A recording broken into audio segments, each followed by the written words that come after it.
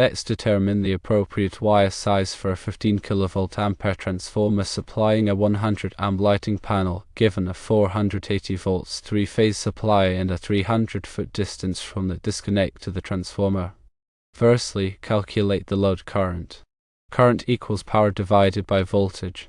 In this case, current equals 15 kilovolt amperes divided by the square root of 3 multiplied by 480 volts. This simplifies to 15,000 divided by 1440, resulting in a current of 10.42 amps. Secondly, determine the conductor size using voltage drop calculations. A 5% allowable voltage drop is typical. 5% of 480 volts is 24 volts. The conductor length is twice the distance from the disconnect to the transformer, accounting for the return path, so 2 multiplied by 300 feet equals 600 feet. For copper conductors, using the NEC table 310.16 for a 5% voltage drop for 480 volts, 3-phase, 10.42 amps, and a 600-foot length, the closest allowable wire size is number 4 American wire gauge. For aluminum conductors, again referencing the NEC table 310.16 for a 5% voltage drop for the same parameters of 480 volts, 3-phase, 10.42 amps, and 600-foot length, the closest allowable wire size is number 2 American wire gauge. Based on these voltage drop calculations, the recommendation is to use number 4 American wire gauge copper conductors for this particular application. It is imperative to consult the most current edition of the National Electrical Code, or NEC, and local electrical codes to ensure compliance. These codes provide specific requirements for conductor sizing, insulation types, ampacities, and installation methods. Understanding conductor ampacity is crucial. Ampacity refers to the current carrying capacity of a conductor, expressed in amps. The NEC provides ampacity tables, such as Table 310.16, that list the allowable ampacities for various conductor sizes and insulation types, based on factors like temperature rating and installation conditions. The selected conductor must have an ampacity equal to or greater than the calculated load current of 10.42 amps. Considering ambient temperature is also essential. The ampacity of a conductor decreases as the ambient temperature increases. If the conductors are installed in an environment with a high ambient temperature, it may be necessary to increase the conductor size to compensate for the dirting. Voltage drop is a critical factor in electrical system design. Excessive voltage drop can lead to reduced equipment performance, malfunction, and even damage. The NEC recommends limiting voltage drop to 3% for branch circuits and 5% for feeders. The voltage drop calculation takes into account the conductor length, current, and conductor impedance. In this scenario, 5% allowable voltage drop was used to determine the appropriate conductor size. Selecting the appropriate insulation type is also important. Conductors are available with various insulation types, each with different temperature ratings and environmental suitability. The insulation type must be appropriate for the operating temperature and environmental conditions of the installation. For example, THHN and XHHW are common insulation types used in electrical wiring. Considering conduit fill is crucial. The NEC specifies the maximum number of conductors that can be installed in a conduit of a given size. This is to prevent overheating and ensure proper heat dissipation.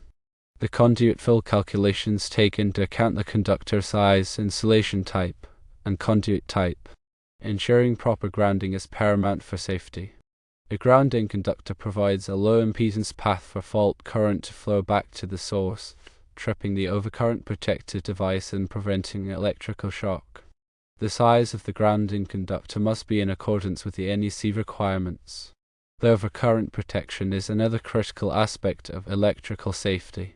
Overcurrent protective devices, such as circuit breakers and fuses, are designed to protect conductors and equipment from overloads and short circuits. The size of the overcurrent protective device must be coordinated with the ampacity of the conductors. The transformer's impedance also plays a role in fault current calculations. Transformer impedance limits the amount of fault current that can flow during a short circuit. This information is needed to select appropriate overcurrent protective devices. Considering harmonic distortion is increasingly important in modern electrical systems. Harmonic currents can cause overheating of conductors and equipment. If harmonic distortion is present, it may be necessary to increase the conductor size to compensate for the additional heating. The NEC provides guidance on sizing conductors for harmonic loads. Furthermore, deterring factors may apply. In certain situations, such as when multiple conductors are bundled together or when conductors are installed in a hot environment, deterring factors must be applied to the conductor ampacity. These factors reduce the allowable ampacity to prevent overheating. Considering future load growth is a prudent practice.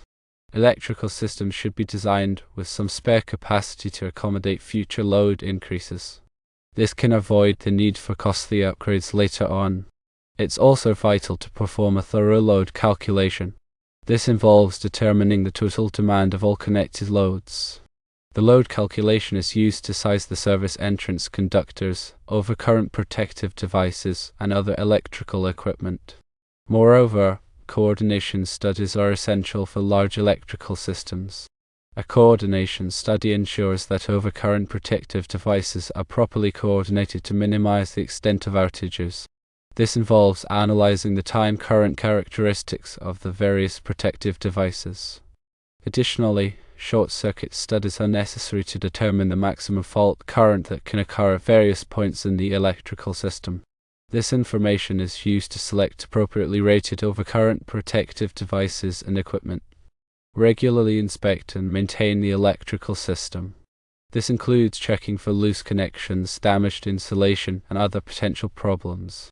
Preventive maintenance can help to avoid costly repairs and ensure the continued safe and reliable operation of the system. Always energize the circuit before working on electrical equipment. This is the most important safety precaution to prevent electrical shock. Use appropriate personal protective equipment, or PPE, such as gloves, safety glasses, and insulated tools. Working on energized equipment should only be performed by qualified personnel with specialized training. Consider energy efficiency when designing and operating electrical systems. This can help to reduce energy consumption and lower operating costs. Energy-efficient transformers, lighting, and other equipment are available. Also, implement power factor correction to improve the efficiency of the electrical system. A low power factor can lead to increased current flow and higher energy losses. Power factor correction capacitors can be used to improve the power factor. Furthermore, consider the use of renewable energy sources, such as solar and wind power. These sources can help to reduce reliance on fossil fuels and low carbon emissions. It's also wise to implement a comprehensive energy management program. This involves tracking energy consumption, identifying areas for improvement, and implementing energy-saving measures. Submetering can be used to track energy consumption at various points in the electrical system. This can help to identify areas where energy is being wasted. In addition, train employees on energy-saving practices. This can help to create a culture of energy efficiency throughout the organization. Remember to document all electrical work. This includes keeping accurate records of circuit diagrams, load calculations, and equipment specifications. This documentation can be valuable for troubleshooting and maintenance. Moreover, comply with all applicable regulations. The electrical work must be performed in accordance with all applicable federal, state, and local regulations. These regulations are designed to ensure the safety of people and property. It's crucial to use qualified electrical contractors. Electrical work should only be performed by licensed and experienced electrical contractors. They have the knowledge and skills to perform the work safely and correctly. Consider the impact of electromagnetic interference, or EMI. EMI can disrupt the operation of sensitive electronic equipment. Shielded cables and filters can be used to mitigate EMI. Furthermore, protect electrical equipment from surges. Surges can damage sensitive electronic equipment. Surge protective devices, or SPDs, can be used to protect equipment from surges. Consider the use of uninterruptible power supplies, or UPSs. UPS provide backup power in the event of a power outage. They can be used to protect critical equipment from data loss and downtime. Also, implement a robust cybersecurity program. Electrical systems are increasingly vulnerable to cyber attacks. A cybersecurity program should include measures to protect against unauthorized access, malware, and other threats. Keep abreast of the latest technological advancements. The electrical industry is constantly evolving. Stay informed about new technologies and best practices. This can help to improve the efficiency, safety, and reliability of electrical systems. Remember that safety is always the top priority. Never compromise safety for the sake of cost or convenience. Always follow safe work practices and use appropriate PPE. By carefully considering all of these factors, you can ensure that the electrical system is safe, reliable, and efficient. This comprehensive approach will help to avoid problems and ensure the long-term performance of the system. Always consult with a qualified electrical engineer or contractor for specific applications. They can provide expert advice and ensure that the electrical system is designed and installed in accordance with all applicable codes and standards. They can also help to troubleshoot any problems that may arise. Remember that electrical work can be dangerous. It should only be performed by qualified personnel with specialized training. Always follow safe work practices and use appropriate PPE. Before commencing any electrical work, thoroughly inspect the equipment. Check for any signs of damage, wear, or corrosion. Replace any damaged components before proceeding. Also, ensure that all tools and equipment are in good working order. Use only approved tools and equipment for the task at hand. Do not use damaged or defective tools. Maintain a clean and organized work area. This will help to prevent accidents and ensure that you can work efficiently. Keep all tools and equipment in their proper place when not in use. Avoid distractions while working on electrical equipment. Focus your attention on the task at hand. Do not talk on the phone or engage in other activities that could distract you. Work with a partner whenever possible. This will provide an extra set of eyes and hands and can help to prevent accidents. If you are working on a live circuit, use extreme caution. Avoid touching any exposed wires or terminals. Use insulated tools and wear appropriate PPE. If you are unsure about anything, ask for help. Do not attempt to perform electrical work if you are not properly trained or qualified. It is always better to be safe than sorry. Remember to document all electrical work. This includes taking photos and videos of the work in progress. This documentation can be valuable for troubleshooting and future maintenance. Also, keep a record of all materials used and the date of the work. When the job is complete, thoroughly test the electrical system to ensure that it is working properly. Check for any shorts, grounds, or other problems. Use a multimeter to measure voltage, current, and resistance. Finally, clean up the work area and dispose of any waste materials properly. Leave the work area in the same condition as you found it. By following these guidelines, you can help to ensure that electrical work is performed safely and correctly.